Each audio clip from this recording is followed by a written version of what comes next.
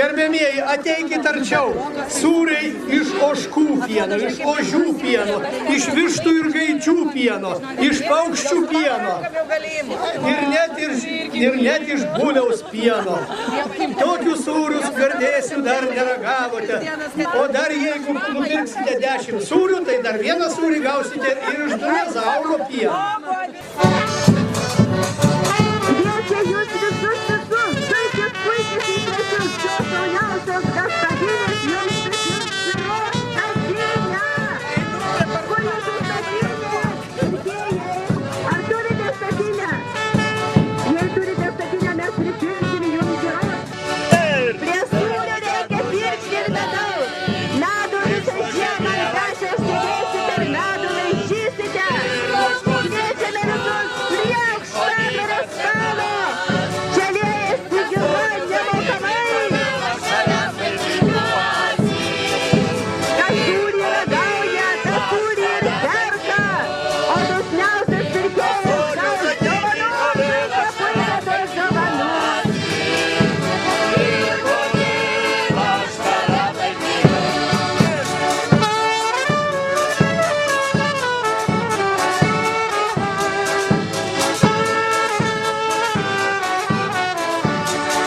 Aukštadvario giros, vaišiname.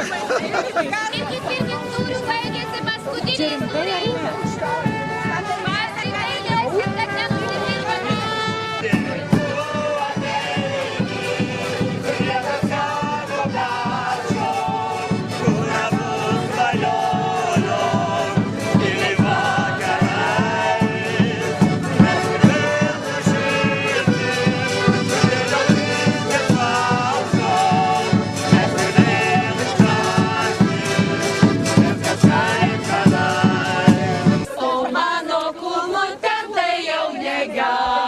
Jis karčia mėlyn geria, parėjęs namo baras.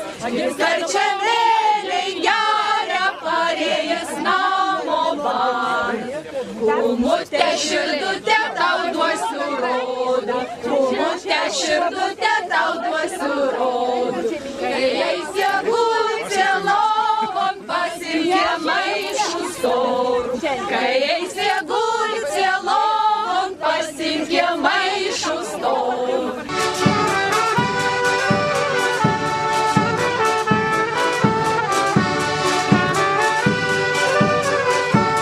Ateikit, pažiūrėkit. Prie aukštadvario prekybos stalo sūriai atgyja.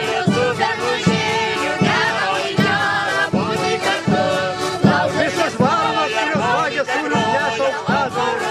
Todėl mūsų sūriai tokie skanūs.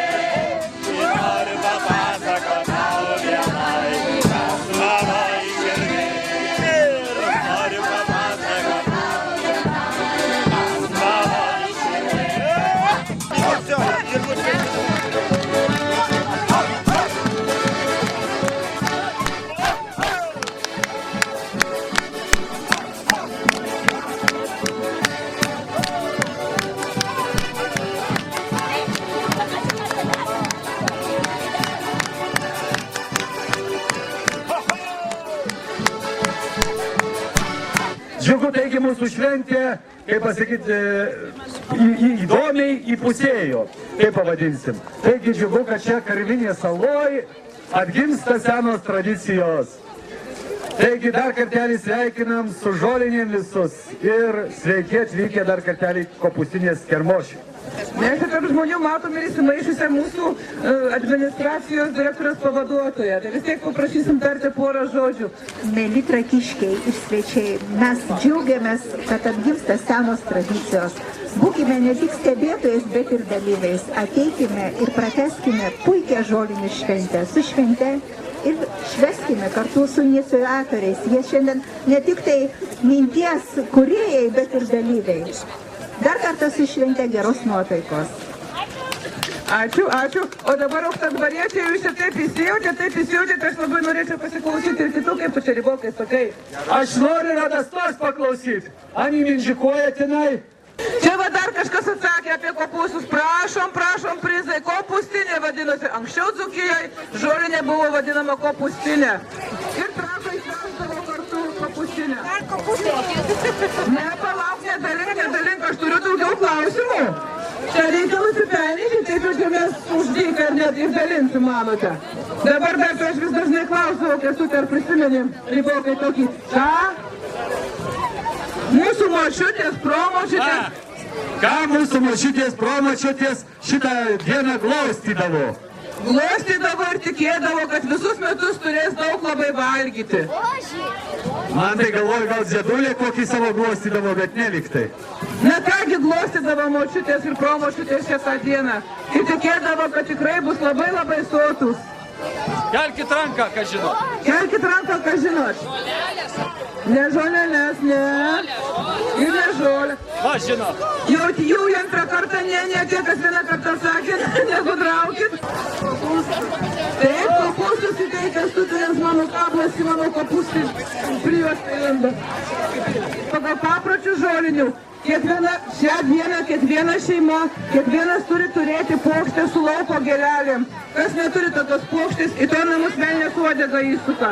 Taigi žiūrėkit, kas neturi lauko puokštės gėlelių, būtinai nusiskinkit ar nusipirkit. Pažalių žolynėlius, pabaltus gobelėlius, ulioji vėliava, ulioji pilkoje.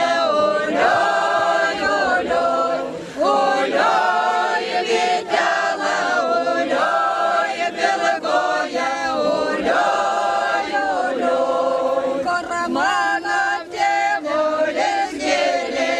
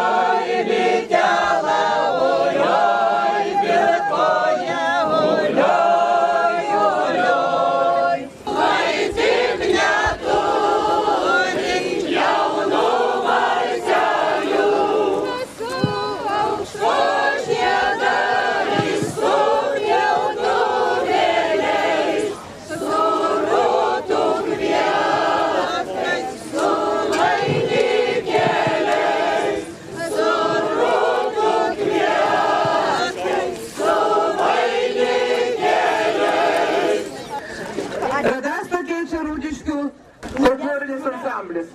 Išlėkdamas, parlėkdamas, naujienas nešioji.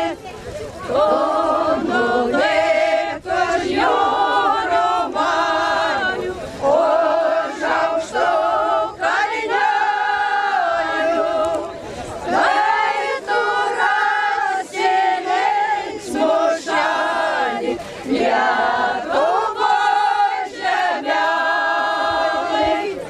Tai tu rasi linksmų šalį, Lietuvos žemėlai. Eina per ką tik nupjautų pievų. Nu ir boba sako, žiūrėk, tėvai, kokia graži pieva, kad kirpte nukirpta. O dėdas sako, nu kurgi tau kirpte nukirpta, kad kapskuste nuskusta. Nu boba sako, ne, kirpte. O dėdas sako, o neskuste. Nu kirpte, nuskuste, kirpte, skuste, kirpte, skuste. Susiginčijo šitie. Ajo, užajo liepto. Nepastebėjo, bobos jo kojas nusprūdo, inpuolė į vandenį ir jaunai skęsta. Ale dėdasgi negelbėjo jos. Ale šaukia nuo to liepto. Sako, sakiau, kad kapskuste, sakiau, kad kapskuste. O boba jau nieko pasakyti negali, va jau vanduo burną selę, tai ji va tap. Iškišo du pirštus iš vandens ir rodo, va. Kirpte, girdi, kirpte, vis tiek kirpte.